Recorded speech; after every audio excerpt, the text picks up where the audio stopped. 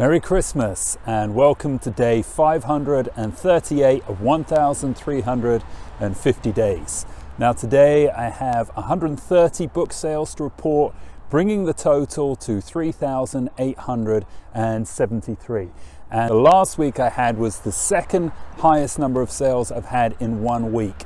I had 116 sales, and I got that off the back of running a buck book promotion and also promoting my book to my subscribers. So basically I dropped the price to 99 cents. Usually you can buy the book, the Kindle version of Escape the System, for $3.99. I dropped it to 99 cents, ran a promotion for a week and experienced my second highest book sales for that week, which I'm obviously very happy about. It's great. That's my, as I said, the second highest I've made.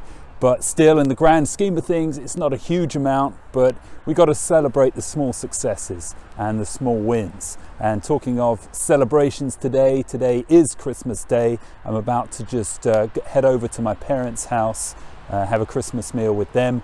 Before I did that, I thought I'd show you guys this spot on Reigate Hill. So this is Reigate Hill. It's, for those of you who aren't from the UK, this is south of London. It's in the south of England.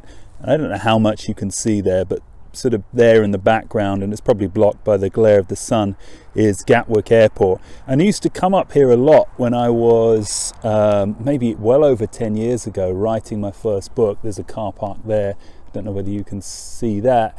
And I used to come up here and write, come up here and dream as well, because there's Gatwick over there, and in normal times you could see the planes taking off and landing and coming in, and I'd dream about writing a best-selling book and going overseas and doing talks about the ideas in the book. Hasn't happened yet. Don't know when it will happen, seeing as the current situation and the difficulty it is to do live and public speaking. But still, this was a significant place for me. I'd come up here, write, think about all the possibilities for being an author, and also came up here earlier. I remember coming up here on lunch breaks when I was working in a sports retail store, reading As a Man Thinketh, and my real first introduction into the power of the mind, spirituality and all of that. So this is a significant place for me. Just pulling up to my parents' house, and they actually moved a few months ago. I don't know if any of you saw my videos from last year. Last Christmas it was a different home, and they've just moved now. So going in now, looking forward to a nice Christmas dinner.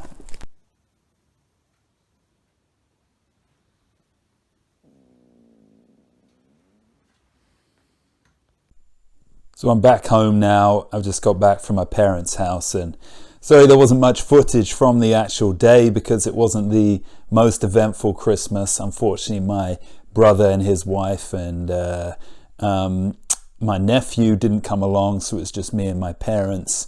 So it was a bit of a subdued Christmas. I didn't even have a Christmas meal, so there was no point me showing you the meal. We had beef Wellington instead, which was actually very tasty, but it didn't feel like a normal Christmas day.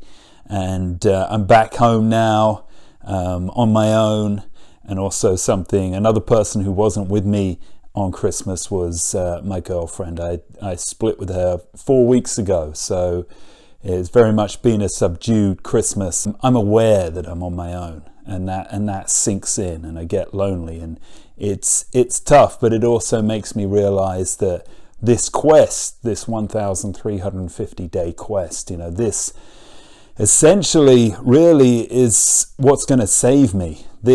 I've got to put all my effort into making this successful. I love my book writing. I love the life that it has opened up for me so far, and I can only imagine how great it will be if I do achieve my goals. So this is just added motivation for me. And I said in a couple of the previous videos, I can't remember exactly what day it was, but I asked the question, am I going to fail this challenge? Will I get to the 18th of March 2023 and be nowhere near selling 1 million copies? Will I only be at 10,000? Will I only be at 50,000? And I said, look, if I carry on like I am, that's where I'm going to be. I'm not going to achieve this challenge. And somebody commented saying, well, how can you say that? How can you possibly say that you're going to fail? And knowing how important the power of belief is, and I'm fully aware of that, but at the same time, I think one of the strengths I've had over the years, and I'm not saying I've been gifted with a whole load of them, but one of them was to see when I was in danger, to realize when I'm falling behind, to realize when I'm not quite cutting it. And to be honest, so far with my challenge, I'm not quite cutting it, and I need the intensity. And that me now being on my own and spending more time on my own just makes me focus my mind that much more, makes me feel, look, you've got to do this, Joe. You've got to knuckle down and do this. You've got to pull something spectacular out here. Otherwise, your life, could pass you by. As much as I enjoy my life now and have done for the previous 10 years, I am well aware that is not necessarily going to continue unless I keep growing, unless I keep achieving and get to where I want to be. So the stakes are high. That's what I'm trying to say. The stakes are high, and I've got to match that with my level of intensity, my level of productivity, if I ever want to achieve this challenge, because it's no good. I don't want to keep spending Christmases on my own and not have my own family. I need to move on and develop, and I think I've become painfully aware of that.